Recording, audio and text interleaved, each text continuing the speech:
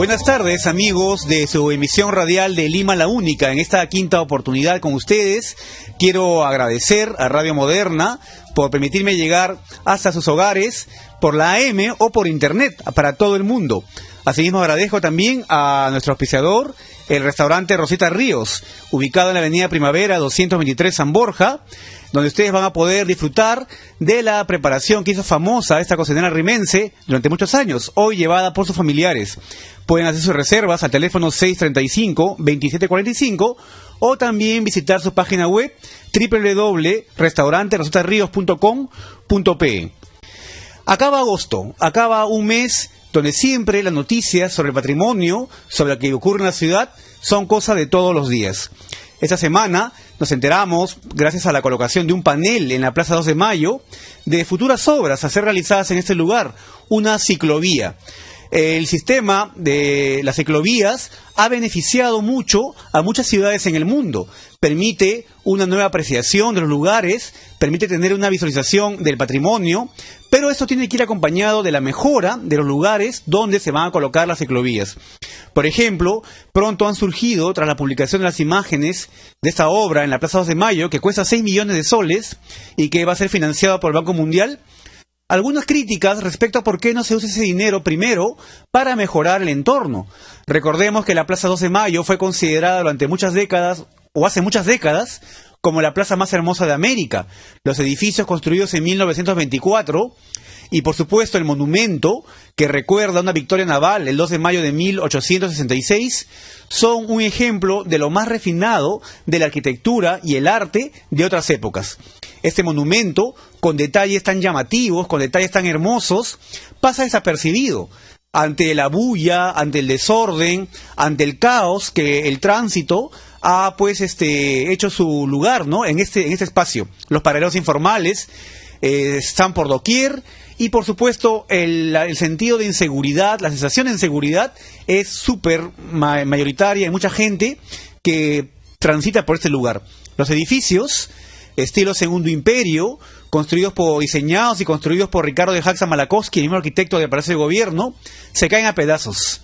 Hace un tiempo un edificio se ha incendiado, las ruinas del incendio aún permanecen, sabemos que ha sido comprada por la empresa Arte Express, que ya va a iniciar el proyecto de recuperación, pero son en realidad esfuerzos que tienen que ir acompañados de una mayor inversión y difusión de las obras de recuperación que se van a hacer en este lugar. Una ciclovía es buena. Una ciclovía nos pone a la altura de las mejores ciudades del mundo.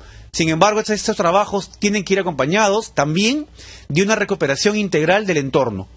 El desalojo de paraderos, la seguridad en la zona, entonces, se hace necesaria. Y esperamos que también esto sea visto en este proyecto que pronto ya se empezará a desarrollar en este lugar limeño. También esta semana tuvimos la agradable noticia, no todas son noticias quizá polémicas, tuvimos la agradable noticia de saber respecto a la recuperación y apertura de la capilla de la Virgen del Tránsito en el Callao. Esta capilla está ubicada atrás del aeropuerto Jorge Chávez. En la avenida Elmer Fawcett hay un parque de aviones, de exhibición de aviones, y en una de esas callecitas, donde hoy hay paredes de fábricas, se puede ver esa antigua capilla jesuita. Esta capilla tuve la oportunidad de visitarla por primera vez el año 2012. El estado era lamentable, en ruinas, no tenía techo, los altares se encontraban destruidos. Prácticamente era ese tipo de lugares que uno dice, este lugar va a desaparecer en el próximo terremoto. Y quizás nos trae a la mente lo que actualmente es el edificio El Buque, el edificio de la Plaza 2 de Mayo, entre otros lugares abandonados, pero que son considerados patrimonio. Pues bien, esta capilla de la Virgen del Tránsito, que estaba derruida, en un estado triste y de abandono, hoy se encuentra hermosamente recuperada. Ha reabierto hace unos días al público, se puede ver que se ha restaurado el techo, se ha colocado un techo de madera como lo tuvo originalmente, el piso adoquinado ha vuelto a brillar, a aparecer como sus mejores épocas, los altares también están muy bien pintados con una pintura, unos colores realmente que evocan tal vez lo que fue en su momento, y sobre todo unas pinturas de la serie de la vida de San Ignacio de Loyola, que se encuentra en este lugar y que yo había leído en una publicación en el Diario Expreso del año 87, habían sido encontradas en las criptas de la capilla, después de años, tal vez siglos, en los cuales pues nadie se había enterado de su existencia. Estas pinturas, probablemente pues de escuela de pintores famosos de Europa, se encontraban escondidos. Algunos se atrevían a decir que de repente fueron escondidos cuando los jesuitas fueron expulsados. Ustedes saben que historias como estas pues siempre surgen.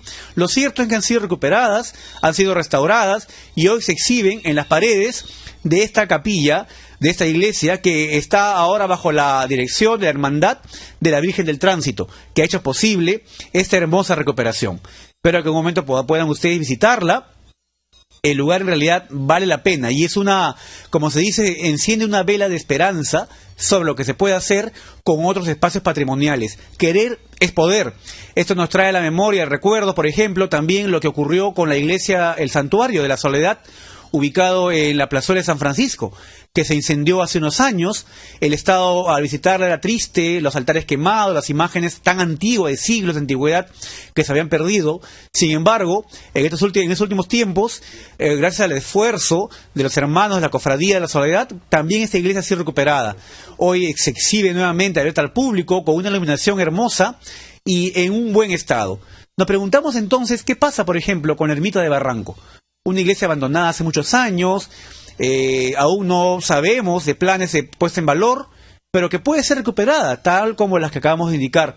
¿Y por qué no? El Buque de los Barrios Altos, un edificio ya prácticamente en ruinas. Uno pasa por el lugar, solamente ve la fachada, es una cáscara, y mucha gente opina que debería ser derribada.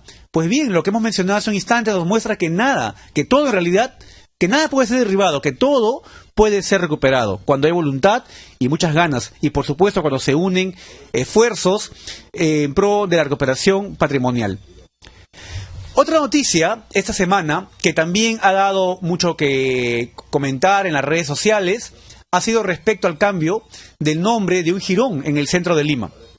Casualmente, por los 400 años que se recuerda de la muerte de Isabel Flores de Oliva, Santa Rosa de Lima, uno de los jirones céntricos más importantes del casco histórico de Lima, ha cambiado de nombre. Este jirón, llamado hasta hace unos días Jirón Miro Quesada, hoy es el Jirón Santa Rosa, ¿no? En homenaje, ya hemos dicho, por esta efeméride, y esto nos trae a la memoria los distintos cambios de nombre que han tenido las calles y jirones de Lima, ¿no? Sabemos que antiguamente cada calle tenía un nombre, generalmente asociado a una historia, a una anécdota, o un edificio religioso, o al vecino o al apellido de un importante vecino en esa calle, ¿no?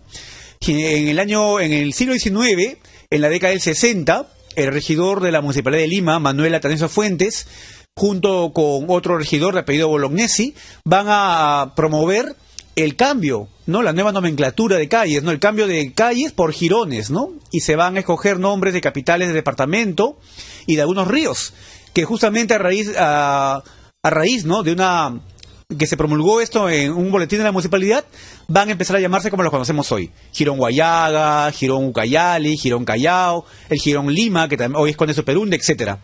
Sin embargo, todavía permaneció en la mente de los limeños antiguos el llamar a cada calle por su nombre. Y así, yo todavía recuerdo que antiguamente decían, tal tienda queda en la calle Mercaderes. Y la calle Mercaderes, como muchos sabemos, es la cuadra 4 de la Legión de la Unión. O por ejemplo, a mí mi padre me decía, cómprame café en la tienda Café Monarca, en la calle Mantas. Y ahora sabemos que la calle Mantas es la primera cuadra del Jirón Callao. Y así. Sin embargo, a pesar de este cambio de calles por jirones, con el paso de los años y por efemérides importantes, siempre han existido los cambios. Por ejemplo, uno de ellos, la Avenida Emancipación, se llamó antiguamente Jirón Arequipa. Justamente en 1971, al conmemorarse los 150 años de la emancipación o la independencia, es que recibe este nombre. Poco tiempo antes también tuvo otro nombre, que hoy ya quizás no es muy conocido. También se llamó Jirón Ribagüero. Entonces se llamó Jirón Arequipa, Jirón Ribagüero y hoy es Avenida Emancipación. Igual ocurre con el Jirón Carabaya, que unos años fue llamado Jirón Augusto N. Vice, pero más prevaleció el nombre de Jirón Carabaya como hasta ahora lo conocemos, ¿no? Igual ocurre con Miro Quesada, ya mencionaba Jirón Miro Quesada. En el cambio de calles, en el cambio de esta que promovió, don Manuel Atanasio Fuentes, se llamó originalmente Jirón Ayacucho. Luego va a recibir el cambio por el Jirón Miro Quesada, probablemente asociado pues a este magnicidio de director de comercio, ¿no? En las primeras décadas del siglo XX, saliendo del Teatro Colón con su esposa. Esto conmocionó a la opinión popular y por supuesto muy probablemente esto fue el motivo del cambio de nombre del antiguo Jirón Ayacucho al Jirón Miro Quesada. Pero eso ya no es así. Como hemos dicho hace un instante, hoy este jirón se llama Jirón Santa Rosa. Lo que es curioso es que justamente revisando este libro, Las viejas calles de Lima, de Juan Bromley, sabemos que esta calle, o este jirón, o la vía en este caso, ¿no?, del jirón Miro Quesada, se llamó originalmente Santa Rosa, porque conducía al convento actual de Santa Rosa de las Monjas, que está ubicado en el cruce, muy cerca de allí, con el jirón Ayacucho, ¿no?, actualmente muy cerca de la zona de Mesa Redonda. Así que, como esto vemos que quizás los nombres de calles van a continuar. Los nombres de girones siempre van a ser motivo, por efemérides, por celebraciones, a veces por temas políticos, pero acostumbremos a esto. Así que por eso preferimos llamarla cada calle por su nombre antiguo. Vamos a regresar a la calle Mantas o la calle Yaparió. Al final de este programa vamos a ir al barrio de Monserrate, donde vamos a hablar sobre este barrio, sus calles, sus casas, sus plazuelas. Pero por supuesto, antes de eso, y muy acorde al tema de los 400 años de la muerte de Santa Rosa de Lima, tenemos una invitada muy especial con la que vamos a estar en el siguiente segmento. Pero antes de ir con ella y continuando con este tema del patrimonio, nos llega la noticia hace unos instantes de las obras inconclusas de la avenida 28 de Julio, ¿no? Hace ya un tiempo se inició la obra del bypass, muy criticada en su momento, y lamentablemente aún no se ha culminado lo que iba a ser este corredor peatonal, este paseo, ¿no?, el paseo 28 de Julio, ocasionando todavía muchas molestias por el tema del tráfico y aún a los transeúntes. Esperamos que las obras, que son resultado de seguro, de expedientes que toman años, de estudios históricos que también han tomado la misma cantidad de tiempo, sean ejecutadas dentro de un plazo razonable, porque los plazos que se extienden siempre significan mayor dinero, mayor gasto para la población. Una pequeña reflexión respecto a esas obras y patrimonio, antes de ir a la primera pausa y retornar con la segunda secuencia, ya la entrevista que prometida en su programa, en su emisión radial de Lima la Única. Ya regresamos.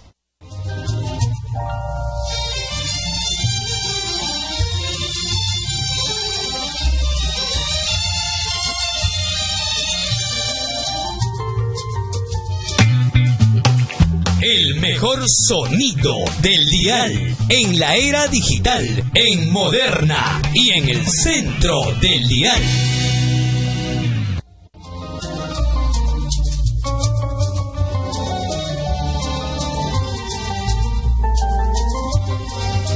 Bienvenidos amigos a la segunda secuencia de la quinta emisión de su programa radial Lima la Única.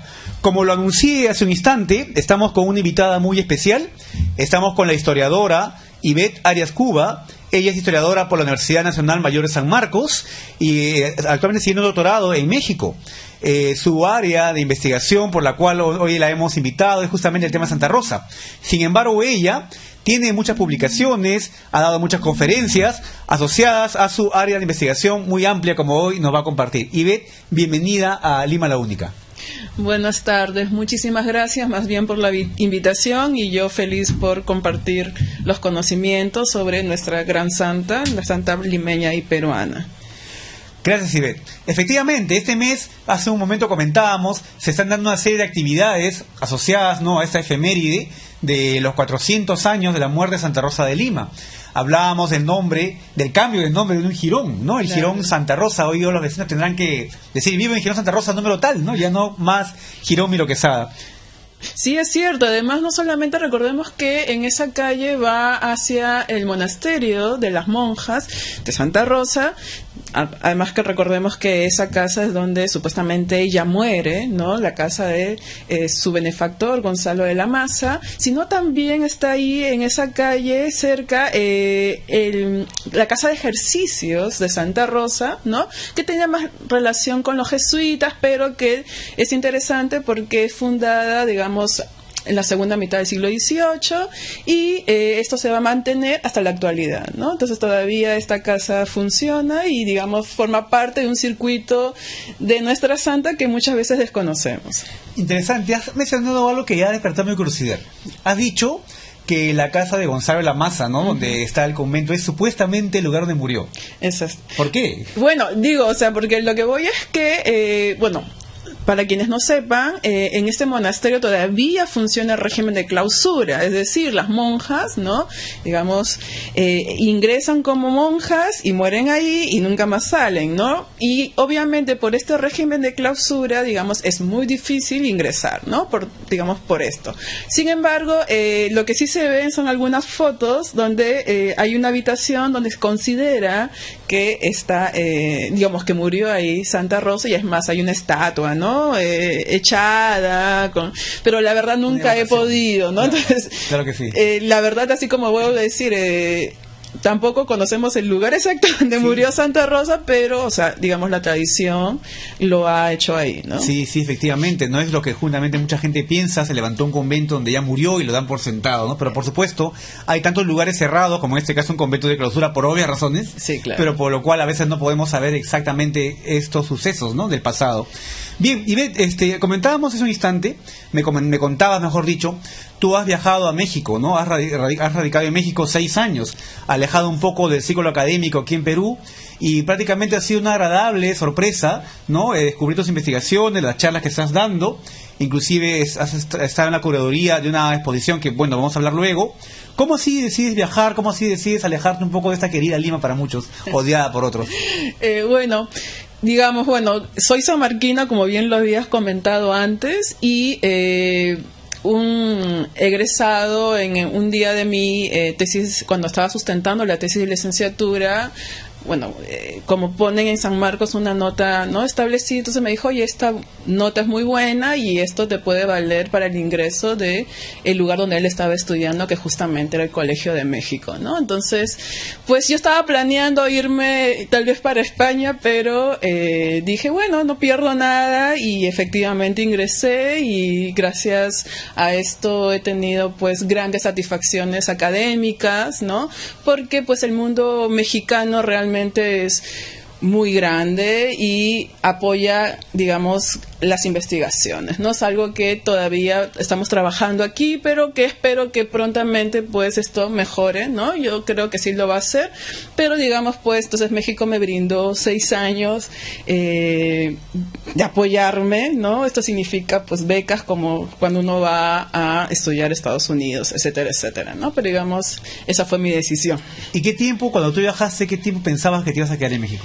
Pues la verdad, digamos, la mayoría de los peruanos en México se quedan los 2 años de estudios que son obligatorios, y luego yo la verdad me acostumbré mucho y quería como también hacer estancias de investigación, y efectivamente por eso me quedé y los he disfrutado. Entonces, seguro que sí. Además me contabas también que pues gracias a este apoyo del Colmex, ¿no? El Colegio de México, has tenido acceso a archivos interesantísimos que han permitido ampliar tu investigación. ¿Cómo nace por ti ese interés por Santa Rosa de Lima? El interés, como te había comentado, es bastante interesante, porque yo nací en el hospital de Santa Rosa de Pueblo Libre, entonces por ahí, digamos, tengo ese vínculo, ¿no? Ya desde que nazco, pero, digamos, académicamente me llama la atención con mi director, mexicano él, quien me dice, ¿por qué no hacer una comparación, estudio comparativo entre Lima y México durante el siglo XVII, XVIII? Y empecé a hacer como una lista de publicaciones de ese tiempo, y, oh sorpresa, pues el nombre que repetía era Santa Rosa y la Virgen Guadalupe, pero finalmente por cuestiones de tiempo y espacio me quedé con la devoción de Santa Rosa, tanto en Lima como en México. Bueno, en México pues es sabido que la devoción por la Virgen de Guadalupe es multitudinaria, ¿no? Sí, claro. Hubo una época en que aquí en Lima también era lo mismo por Santa Rosa, inclusive anterior al Señor de los Milagros, ¿no? Exacto, ¿no? O sea, digamos, lo que pasa es que hay que recordar que esta santa tuvo una fama de santidad impresionante. Siglo XVII tenía devoción en Polonia, Rusia, Inglaterra, siendo ya una corona anglicana, ¿no? Sin embargo, la reina en ese tiempo, que estaba casada con el rey inglés, era portuguesa, y pidió al Papa una excepción para que ella pudiese rendirle devoción a Santa Rosa en Inglaterra, ¿no? Y como vuelvo a decir, Rusia, Alemania, Amberes, diferentes partes del mundo ya conocían a nuestra santa, ¿no? Entonces tenemos publicaciones sobre su vida ya a partir de 1664 para adelante. Y recordemos que su beatificación es 1668. Es más, los milagros que son aprobados para su canonización, o sea, 1671, son 4 milagros, pero no hechos ni en Perú ni en América, sino son milagros que, digamos, hizo en España e Italia. Interesante, ¿no? Interesante. Eso, por ejemplo, no es muy difundido, ¿no? Bueno, habla de los milagros de Santa Rosa, piensa que son hechos a gente de aquí de Perú, ¿no? Pero interesante lo que cuenta de España. Un tema que ahora viene a mi memoria sobre respecto a la investigación, a la fama de Santa Rosa en aquellas épocas, es que nos han dejado una cantidad de imágenes impresionantes, ¿no? Sí. Vas a ver en los archivos imágenes de muchos libros de aquellos años. En muchos de ellos siempre se le representa con unos atributos, los cuales quiero preguntarte ahora, ¿no? Hemos visto cuadros de Santa Rosa con un ancla, sí, y en el ancla una ciudad. ¿Qué cosa significa esto? Ahí gracias por esa pregunta, porque en realidad, bueno, tiene un doble significado. Por un lado, tenemos el hecho de que, digamos, el ancla es un símbolo cristiano que simboliza la esperanza, y por otro lado, también se asocia mucho con ella como la defensora de la ciudad de Lima. ¿Y por qué episodio? Se supone que en un momento un corsario, ¿no? Me parece que era holandés, ya no lo recuerdo. Sí, digamos, Jacobo Lermit, ¿no? Exacto. Jacobo Clerc. Ajá, entonces, digamos, estuvo cerca del puerto de Callao y, digamos, hubo una ola de pánico, ¿no? Creyendo que este señor iba a ingresar por Callao y luego obviamente iba a llegar a Lima, y entonces como era protestante, pues iba en realidad a destruir las iglesias de Lima. Entonces, en ese aspecto, en ese clima, Santa Rosa va a la iglesia de Santo Domingo a defender la Eucaristía, ¿no? Y entonces, a partir de ahí, se la asocia como la protectora de Lima, ¿no? Entonces, en ese aspecto se le ha justamente relacionado ese ancla con la maqueta, ¿no? De Lima. Y además, si uno ve esa maqueta, es interesante porque ese grabado, que en realidad, pues, muchos lo sitúan de manera temprana, más o menos 1632. Yo lo encontré en el Archivo Vaticano, en el expediente del proceso ordinario, es decir, el hecho para nombrarla como santa. Más o menos yo calculo 1619 en la versión en latín, ese grabado hecho a mano. Wow. Y una pregunta, ese grabado que mencionas, muestra esa maqueta de la ciudad amurallada, exacto, ¿no? En aquella época, lo que estaba amurallado era el Callao. Ajá. Por tanto, quizá evoca el Callao, porque Lima es amurallada recién en 1680, ¿no? Claro, pero lo que pasa que lo que nos permite ver qué es Lima es el hecho de que hay 3 coronas pequeñas sobre esa maqueta. Oh, exacto. Hay que mirar bien los ojos a la próxima que veamos. Aquí en Lima, en la Casa de la Riva, bueno, en otros lugares también, hay una pintura justamente con ese grabado. Yo he tenido la suerte de explicarlo y felizmente no está tan lejano a lo que tú acabas de decir. Y también, otro atributo es una corona de rosas, ¿no? Sí. Con el niño. ¿Esto qué representa?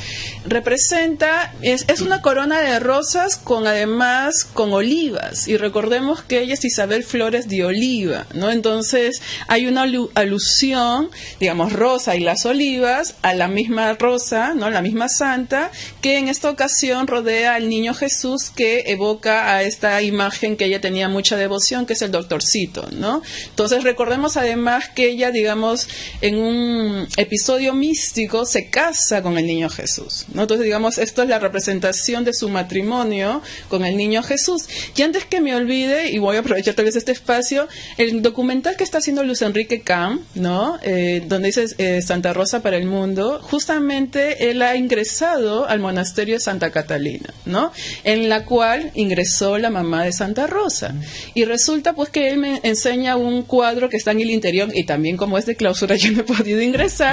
Y resulta que ese cuadro, que dicen que lo trajo la misma mamá de Santa Rosa como un tipo de dote para ingresar al monasterio, resulta que es muy parecido a este grabado que hemos comentado. Entonces ahí salen 2 hipótesis. O ese grabado fue creado en Lima para luego ser enviado a Roma, y el grabador allá, digamos, le hizo como ciertas modificaciones y lo pintó mejor, no lo sé, pero es muy parecido. O otra es que ese grabado digamos, tuvo una circulación muy temprana en Lima y obviamente a partir de ahí se inspiraron los pintores, ¿no? Y la hicieron, pero realmente uno lo compara, entonces esa circulación de ese grabado en particular en realidad es bastante temprano. Sí, súper interesante además, ¿no? Porque vemos que también, independientemente del tema religioso, hay toda una producción artística, ¿no? En torno, pues, a la figura de la santa limeña. Has mencionado hace un instante respecto a la boda mística de ella con Jesús, ¿no? Que se realiza, hay una placa en el piso de Santo Domingo, y en ese lugar, ¿no? Menciona es donde ocurrió esto. En el santuario de Santa Rosa, que está en la avenida Tacna, se conservan unas reliquias, ¿no? El anillo que su hermano le hizo, ¿no? Para casarse, me parece también restos óseos de ella. ¿Nos puedes hablar un poco de las reliquias de Santa Rosa? ¿En México, por ejemplo, también hay? Sí, claro. Bueno, yo encontré en un diario de un viajero allá que decía que una virreina en Lima había mandado un relicario con el dedo de Santa Rosa a la virreina de Nueva España.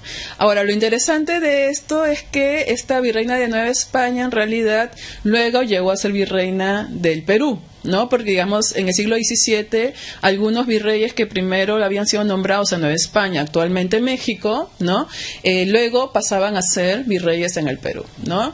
Ahora, más bien lo que sí no estoy tan segura es que se conserva un relicario en el Museo Nacional Virreinato, ¿no? Allá en México hay, digamos, para cada etapa histórica tiene su propio museo, ¿no? Entonces, el de Virreinato está en el mismo estado de México, como unos 40 minutos de la Ciudad de México, y en uno de sus ambientes resguarda este relicario, ¿no? Dice que está el dedo.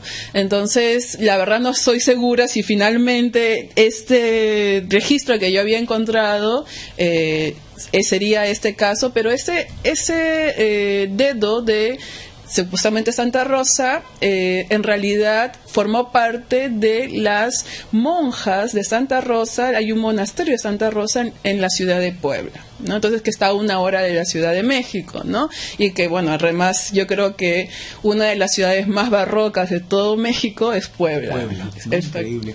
Qué interesante. Una cosa siempre que llama la atención cuando uno empieza a investigar un personaje es situarlo en el contexto, ¿no? En la época en que vivió. Hablamos de una ciudad de los reyes, ¿no? Que es el nombre oficial de la ciudad en aquella época, o Lima, de finales del siglo XVI, inicio del siglo XVII, ¿no? El periodo de la vida de ella, en el que la posición social o situación social de la mujer era muy distinta a la actualidad, ¿no? ¿Cuál es ese contexto? Por ejemplo, me parece que ella trabajaba, ¿no? Para ayudar a su familia de manera económica, ¿no? Daba clases, hacía labor de costura. ¿Qué nos puedes comentar respecto a este episodio de la vida humana como cualquiera, en todo caso, ¿no? De Isabel Flores. Claro, Santa Rosa en realidad, pues, recordemos que no proviene de una familia de élite, ¿no? Sino más bien una familia, digamos, española, sí, de origen español, pero, aunque claro, esto está siendo cuestionado últimamente porque algunos historiadores dicen que es mestiza, pero bueno, más allá de esto, en realidad ella pertenecía a un sector popular, ¿no? Es decir, su familia no tenía grandes ingresos económicos y frecuentemente sufría de carencias. Entonces, en ese aspecto, Santa Rosa en su vida trataba de ayudar a su familia, ¿no? Y bueno, hay que recordar pues que en el siglo XVI, ¿no? De época en que ella vivió y a inicios del siglo XVII, las mujeres, digamos, al menos las que eran criollas y españolas, no podían trabajar, ¿no? En el sentido de, no como actualmente todas las mujeres trabajamos, ¿no? Digamos, estudiamos, trabajamos, ¿no? En ese tiempo, más bien legalmente, las mujeres, digamos, no podían ganarse el sustento diario, solamente era mal visto, ¿no? Quien se ganaba el sustento diario eran las esclavas, las indias como siervas, ¿no? Pero una mujer española, criolla, no, porque lo ideal era que, o uno, se casaba con un varón, ¿no? Que la manteniera, o dos, era monja. ¿No? Entonces tenías esa vía nada más. O era una u otra cosa. Claro, entonces, mientras que Santa Rosa estuvo como en el medio, porque en realidad ella no es monja, ella es terciaria dominica, entonces en ese aspecto es como un tipo de beata, ¿no? Y bueno, entonces, en ese aspecto ella se movió con cierta libertad. Pero bueno, ya yo no quiero profundizar después, pero por ejemplo, por eso mismo también va a ser un poco cuestionada su espiritualidad en un momento, ¿no? Por la Inquisición, que bueno, tal vez eso lo trabaja más Guillibovich y obviamente mismo Ramón Mujica, pero digamos, esta religiosidad de mujeres populares es bastante vigilada, ¿no? Porque hay que estar siempre viendo, a partir de la Inquisición, si ella es realmente una mujer piadosa, religiosa, o por otro lado, en realidad, es una mujer, digamos, que está como tendiendo hacia las tentaciones, ¿no? Y entonces en realidad no es Dios quien le habla, sino más bien es el diablo, ¿no? Y bueno, y finalmente pues esto obviamente va a cambiar para nosotros, sobre todo en el siglo XX, ¿no? Para las mujeres. Además recordemos que las mujeres por primera vez vamos a hacer votación en 1954 con el gobierno de Odría. Pero también va a haber mujeres que poco a poco van a ingresar, por ejemplo, al mundo académico como literatas, ¿no? Entonces Mercedes Cabello es una de ellas, ¿no? En el siglo XIX. Pero digamos, poco a poco, pues nuestra situación como mujeres ha cambiado. Pero más allá de todo lo que significa para nosotros Santa Rosa como mujeres, creo que es el hecho de cómo esta mujer conquistó con su carisma a millones de personas, ¿no? Y no solamente en Perú, en Lima, sino en el mundo, ¿no? Entonces yo creo que eso es lo que yo rescato en mi condición femenina, ¿no?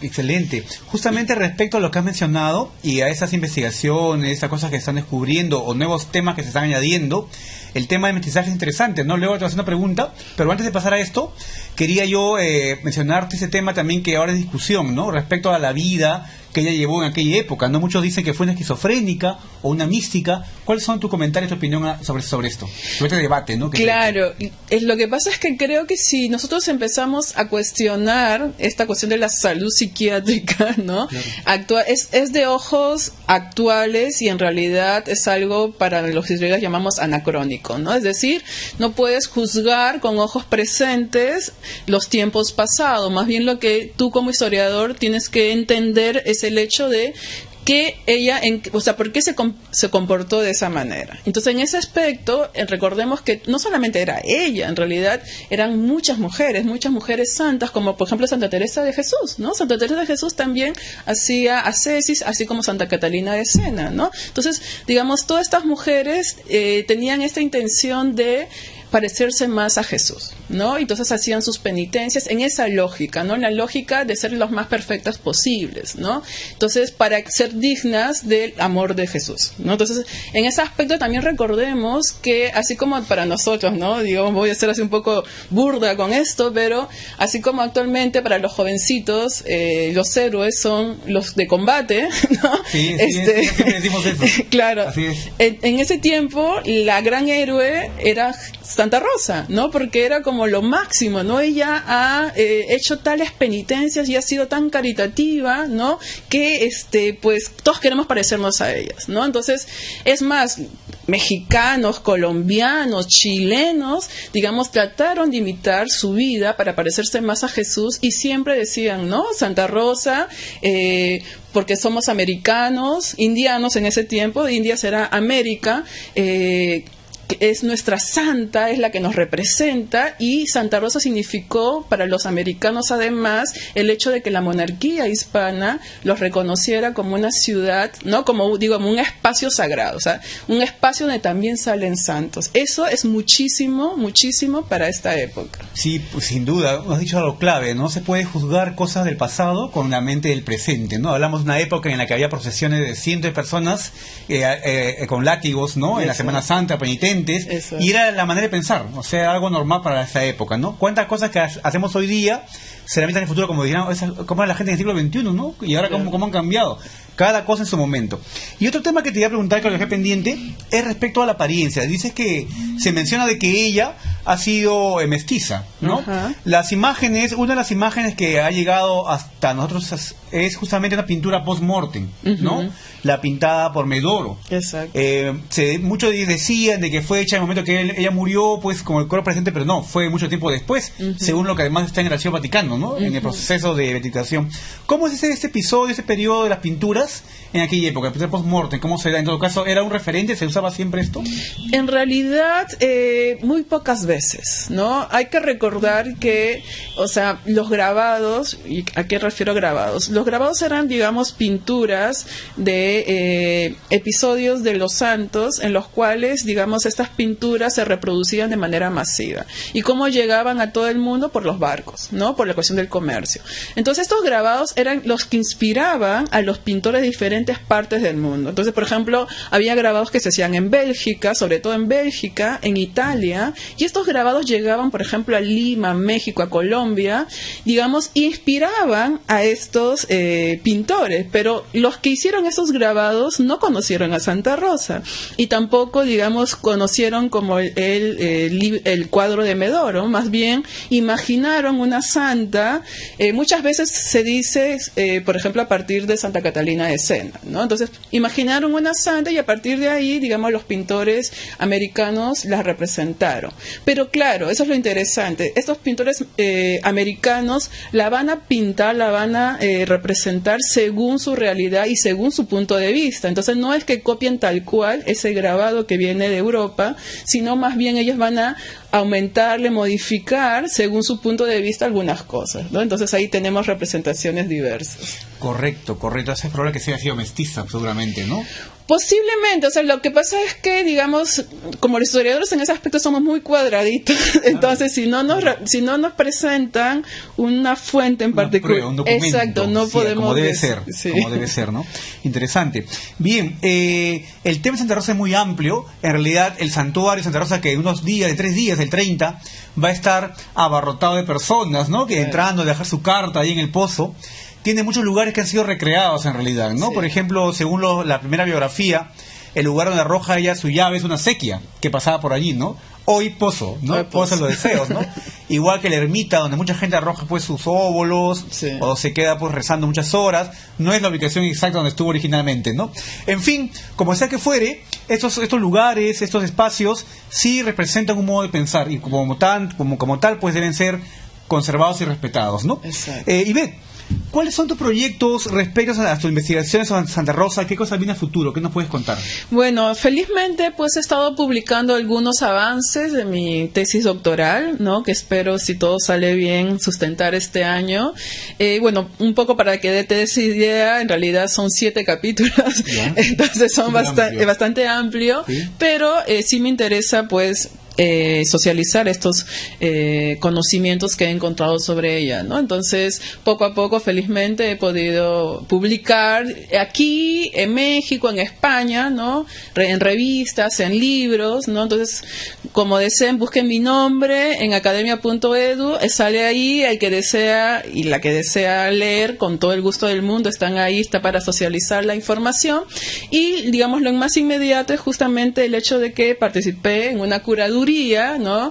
Sobre la exposición de Santa Rosa y que, digamos, ofrece otro punto de vista, ¿no? Ya no Santa Rosa tanto como santa, sino más bien un poco la cuestión cultural en torno a su devoción, ¿no? Porque, digamos, la parte santa la van a obviamente enfatizar más el arzobispado, los dominicos, que me parece genial, ¿no? Entonces nosotros queríamos darle como otro cariz de la visión de ella y todos están invitados. La exposición es en la Casa Museo Miguel Grau, ahí en el centro de Lima, en el Jirón Huancavelica, ¿no? Está abierto de martes a domingo, ¿no? Y es de 9 de la mañana a 4 de la tarde. Entonces pueden ir a visitarla. Yo voy a hacer, digamos, el guiado mañana.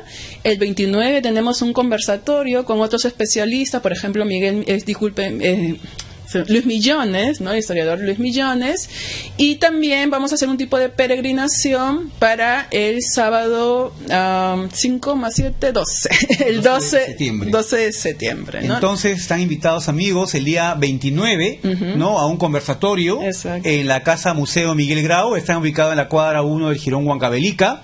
Y el 13 de septiembre, el 12 de septiembre, ¿no? Una peregrinación, ¿no? Así que para conocer y aprender más sobre la Santa Limeña. Ivette, el tiempo es tirano, los temas son muy interesantes. Realmente muchísimas gracias por estar aquí en Lima la Única, en emisión radial. Seguramente vamos a estar en tus conferencias y en la página de internet también compartiendo tus investigaciones. Muchas gracias. Muchas gracias a ustedes. Muy bien, amigos, regresamos a una pequeña pausa y regresamos con la parte final de Lima la Única, su programa de tradición, historia y cultura.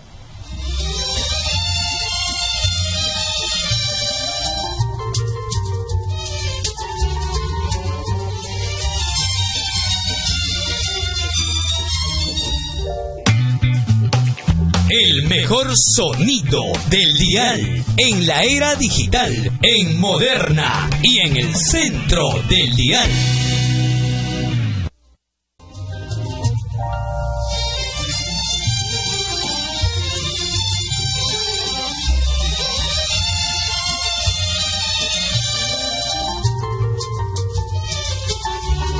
Bien, amigos, continuamos con su emisión radial de Lima la Única.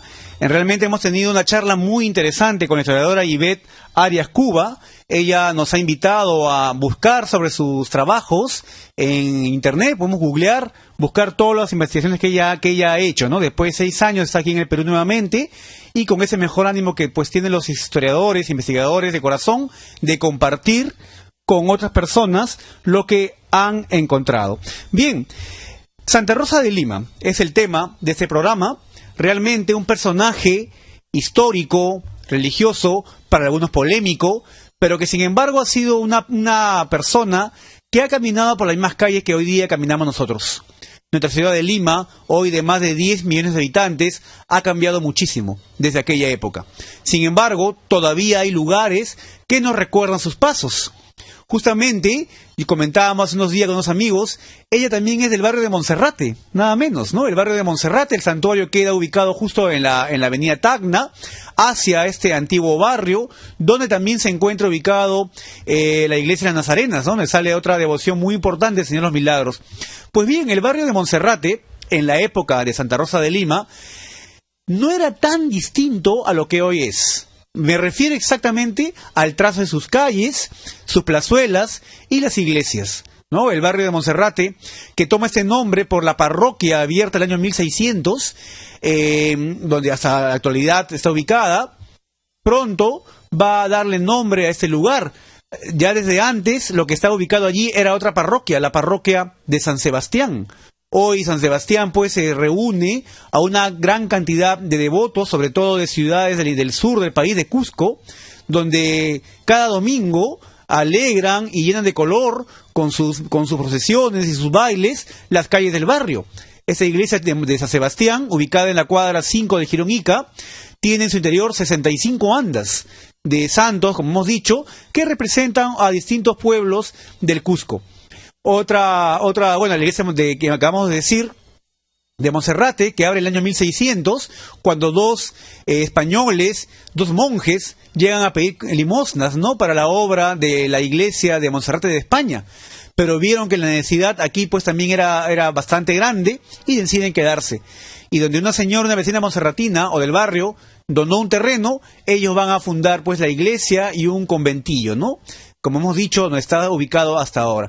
Monserrate también es cuna de la música criolla, es cuna de la tradición y aún hoy conserva edificios y espacios que nos hablan del pasado limeño pues en abundancia. Por ejemplo, el Girón Callao, que es la calle donde estuvo ubicado el santuario de Santa Rosa, está ubicado el santuario de Santa Rosa, es la calle, la cuadra 5 del Espíritu Santo. Su nombre se debe a que allí se ubicó un antiguo hospital de marineros.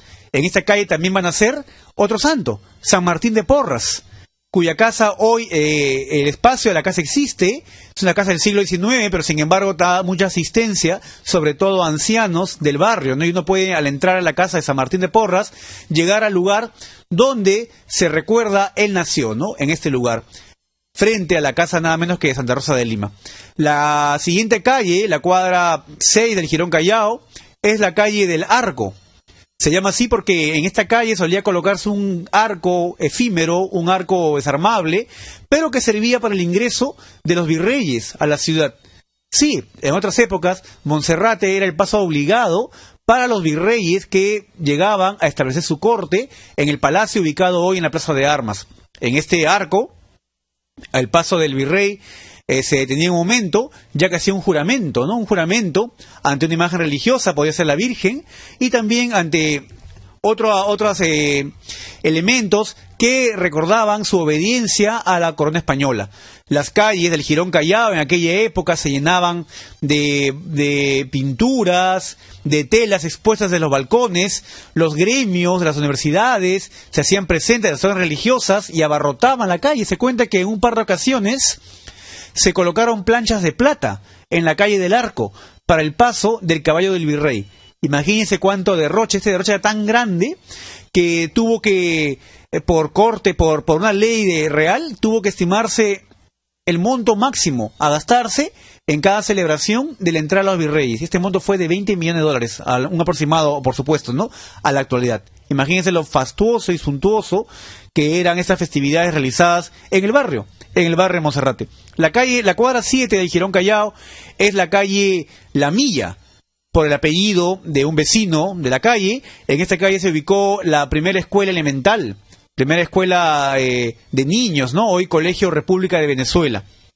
La siguiente cuadra, la cuadra 8 del Jirón Callao, es la calle Monserrate, porque justamente en esa calle se encuentra ubicada la iglesia y el conventillo. Ahí también está la primera comisaría, ¿no?, lo que también dio por llamar al barrio el cuartel primero, ¿no?, el cuartel primero de Monserrate. Esta comisaría, construida donde estuvo el cementerio de la iglesia, también en una edificación muy antigua, se encuentra ubicada hasta ahora en ese lugar. En esa calle también encontramos una fachada con una inscripción: Fábrica de Muebles 1914. Esta fábrica de muebles, pues hoy ya no lo es, por supuesto, pero fue la fábrica de la familia Ferrini, ¿no?, los muebles Ferrini, que se ubicó en la cuadra 9. Y así llegamos a la plazuela.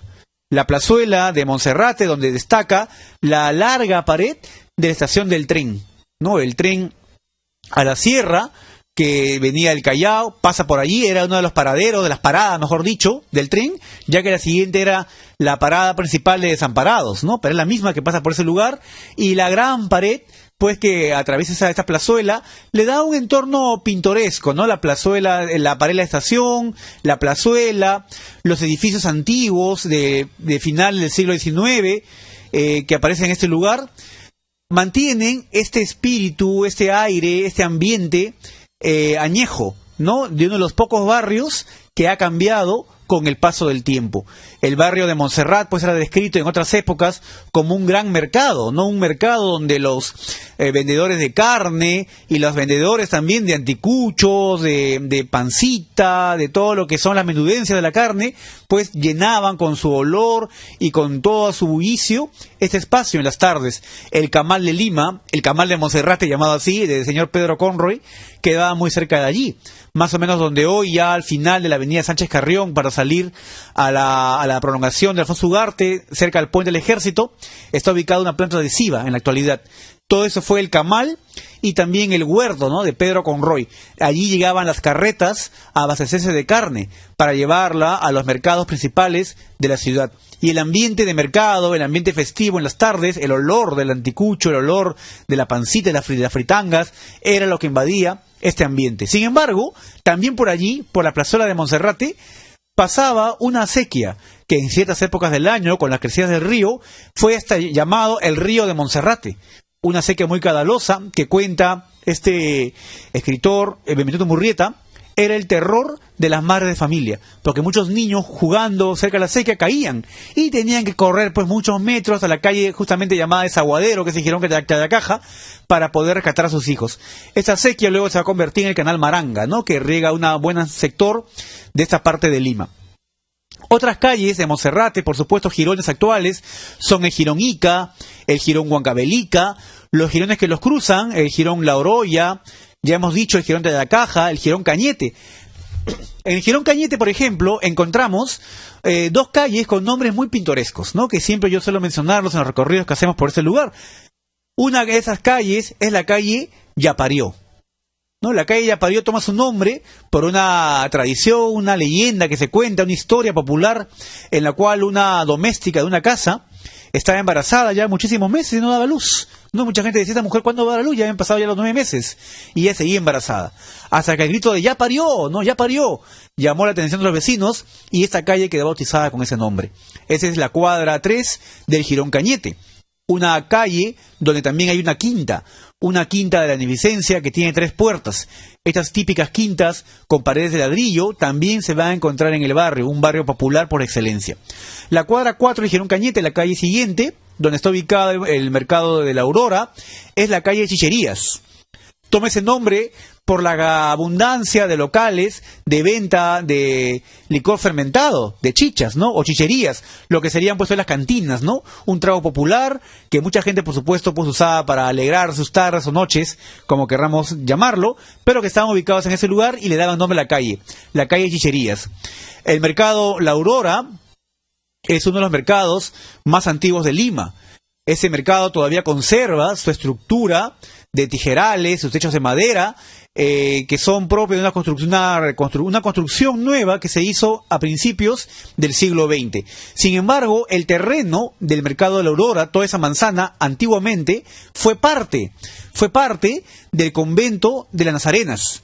Pues esto abarcaba 2 manzanas, ¿no? Cuando se decide expropiar esta parte del convento para la construcción del mercado de la Aurora, se va a abrir una nueva calle, que es actualmente Girón Chancay, ¿no? Donde ahora hay un paradero bueno de autos, pero ese Girón no existía. Como repito, el convento de Nazarenas abarcaba 2 manzanas. Y el convento de Nazarenas tenía un jardín, tenía un huerto, llamado el Huerto de la Aurora, ¿no? Estos típicos huertos o jardines de Lima, donde la gente solía pasar pues un día de recreación, con un módico costo, entraban al parque o al huerto, habían juegos mecánicos para niños, habían restaurantes, pequeños también barcitos, en algunas ocasiones se presentaban espectáculos públicos, y era uno de los muchos huertos que habían en Lima, ¿no? De los muchos jardines llamados así, ¿no? El Jardín de Aurora finalmente va a desaparecer. Ese Jardín de Aurora, por ejemplo, tuvo un pino de Norfolk, que fue uno de los árboles más altos que hubo en Lima durante muchas décadas. En muchas fotografías antiguas de Lima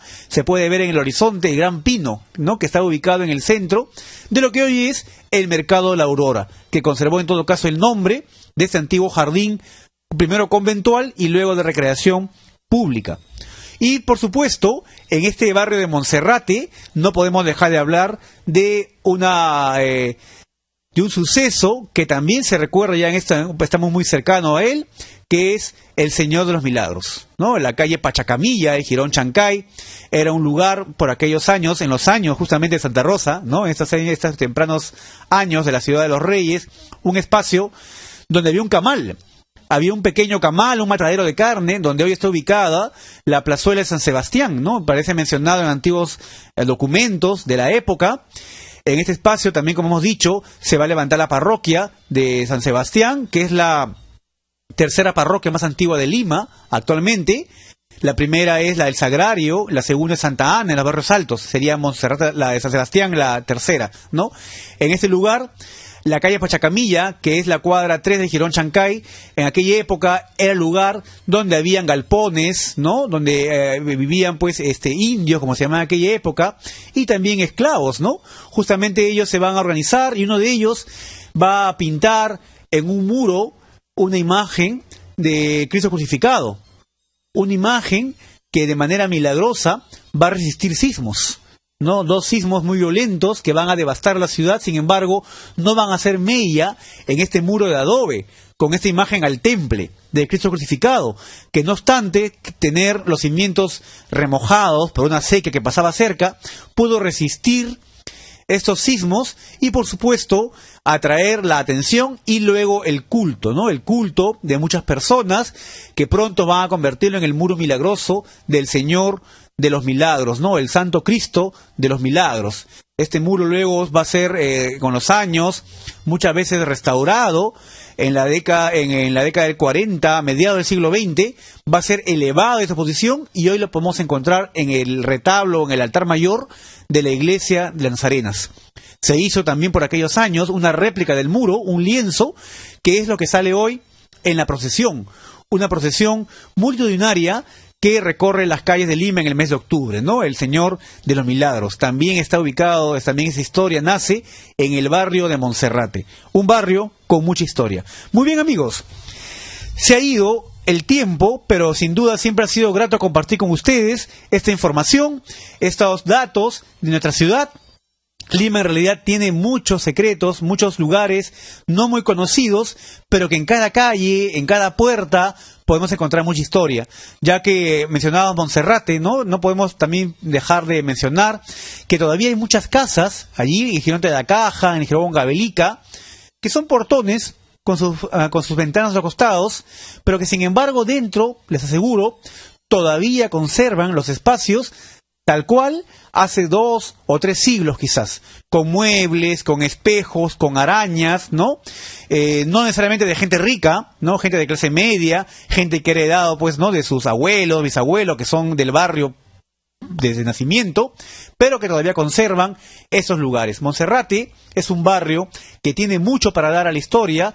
Esperemos que también sus vecinos entiendan esto y pronto sea un lugar que pueda ser conocido, ¿no? Abiertamente por las personas de todo Lima y por supuesto también por el turismo, ¿no? Porque los lugares históricos, estos barrios tradicionales merecen ser conocidos. Son los que le dan espíritu, son los que le dan identidad a una ciudad. Y Lima es patrimonio de la humanidad justamente por eso, por sus historias, por sus habitantes y por su gente, ¿no? Por todo lo que todavía queda de aquella época.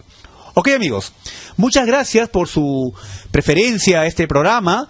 Me despido, no sin antes agradecer en los controles al señor Elías Portugués, al señor Salvador Toya de Radio Moderna, nuestro amigo Daniel Ávila, y al restaurante Rosetta Ríos, ubicado en la avenida Primavera 223 San Borja. Su amigo David Pino se despide. Hasta la próxima.